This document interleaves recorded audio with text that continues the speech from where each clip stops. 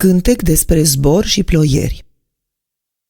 Iubesc pământul ăsta, cu atâtea ceruri stoarse, aflate la cheremul oricărui panglicar ce-a cuibărit în trupul devorator de farse vieți luate de căpestre și duse cu zahar, înspre ținutul tandru cu morți în litiere, mari amatori de piese jucate pe ascuns, pe scenele din cărnuri fătate în alte ere și unse cu o sânza aceluiași răspuns, că lumea ar fi nimicul, iar în nimicul totul.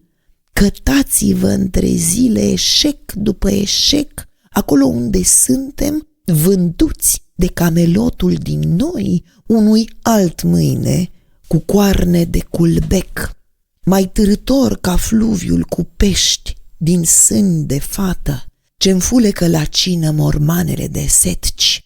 Nimicul umblă țanțoși cu lungi mustăți de vată și lipăie într-una oceanele întureci.